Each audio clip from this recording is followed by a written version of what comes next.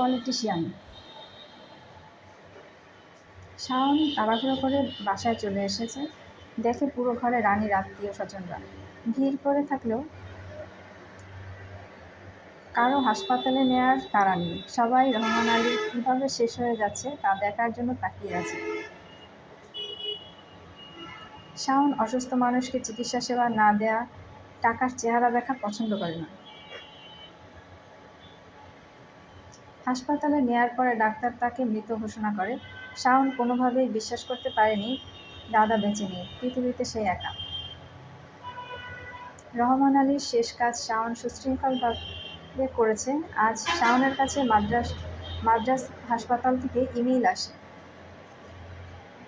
সেখানে লেখা ছিল, চিকিৎসাধীন অবস্থায় তারেক মারা গেছে। তারেকের মা হঠাৎ করেই মারা গেছে। শাওন ইমেইলের উত্তর দেয়, এই মুহূর্তে আমি খুব খারাপ সময়ের মধ্যে দিয়ে যাচ্ছি।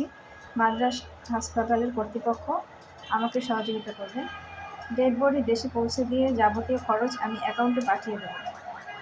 শাওন কাউকে না জানিয়ে এয়ারপোর্ট থেকে ডেড বডি রিসিভ করে অ্যাম্বুলেন্সে বাড়ি নিয়ে আসে।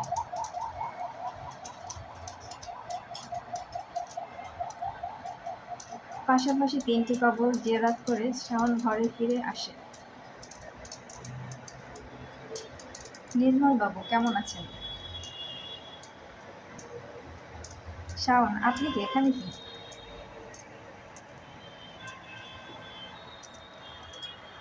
নির্মল, বাড়ির আর জমির প্রায় 20 একর জমি আমরা কিনতে চাই। শাওন, বাড়ি জমি বিক্রি হবে আপনাকে কে বলেছে?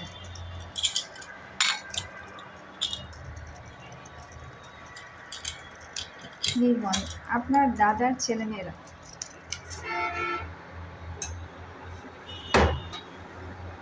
শাওন, আপনি এত দূর পর্যন্ত যখন এসেছেন সব জেনেই এসেছেন, বাড়ি এবং জমি বিক্রি হবে না।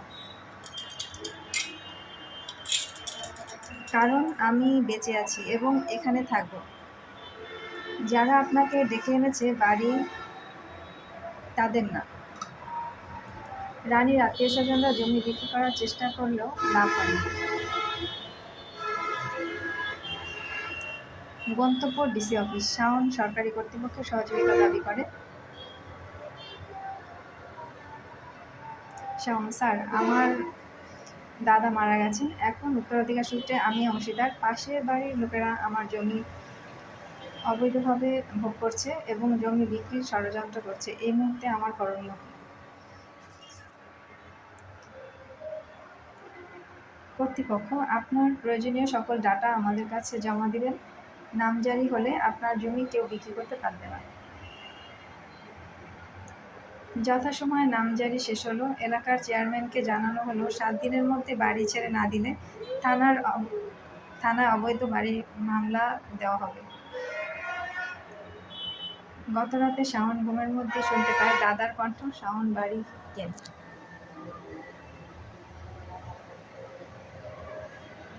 হঠাৎ করে শাওনের ঘুম ভেঙে যায়। কিভাবে সম্ভব? যে মানুষ বেঁচে নেই সে কিভাবে কথা বলে? ফজরের নামাজ শেষ করে শাওনের বাড়ির পাশে ঘুরতে থাকে। হঠাৎ হোঁচট খেয়ে বসে পড়ে। রাত শক্ত জিনিসটা কি বোঝার চেষ্টা করে। মাটির ভিতর থেকে অসংখ্য বীজযুক্ত সুতোর লাটাই এবং 500 দানার তসবিহ। 500 দানার 30টি ভাগ করলে দাঁড়ায় 6 মাস। ঠিক যে সময় দাদা মারা গেছে, শাওন বুঝতে পারে দাদার অসুস্থতা, তার সাথে সম্পর্কের দূরত্ব, সব কালো জাদুর প্রভাব। গতরাতে দাদার নকল করে শাওনকে ভয় দেখানোর জন্য দাদার কণ্ঠ শোনানো হয়েছে। সব জানাজানি হলে গ্রামবাসী ছিছি দিতে থাকে। তারা বলে রহমান আলী মাটির মানুষ ছিল। শাওন, আমার কাছে এই পরিবারের কোনো জায়গা নেই। তারা আমার বাড়িতে থাকতে পারবে না।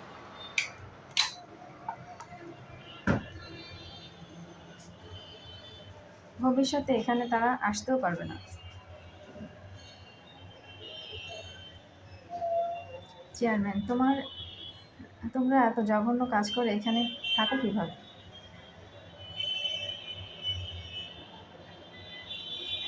শাওন, এই পরিবারের সাথে এদের কি সম্পর্ক?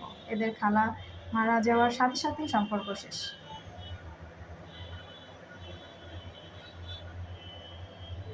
তারপরও তারা সব ধ্বংস করে এখনো এখানে পড়ে আছে।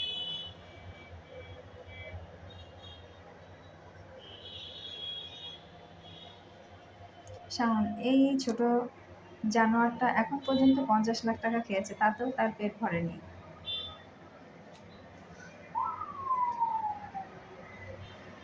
রানীর আত্মীয় স্বজনরা বাড়ি ছাড়তে বাধ্য হল।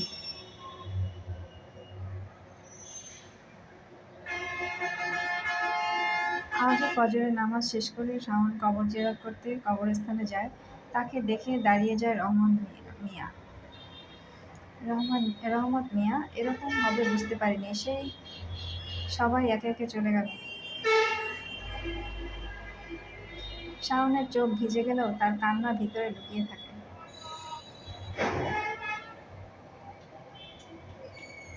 শাওন, রহমত ভাই, এসব কিছুই হতো না দাদা যদি সব আমাকে শেয়ার করত।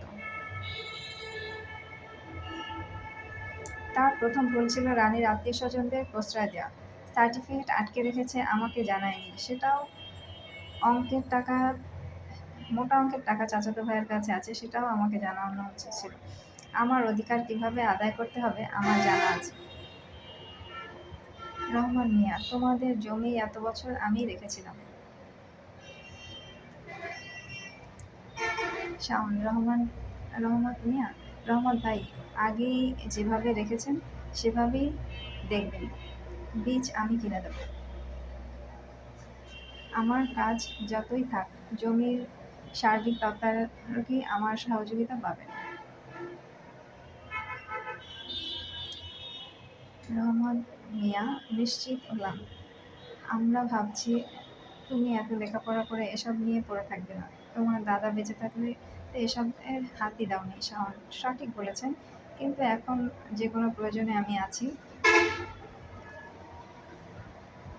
রহমান মিয়া, ভাই একা কিভাবে থাকবে? বড় বাড়ি, বিয়ে করে নাও। শাওন, রহমত ভাই, যেখানে আমার জুটি বাঁধা আছে সেখানে এখনো আমি পৌঁছাতে পারিনি।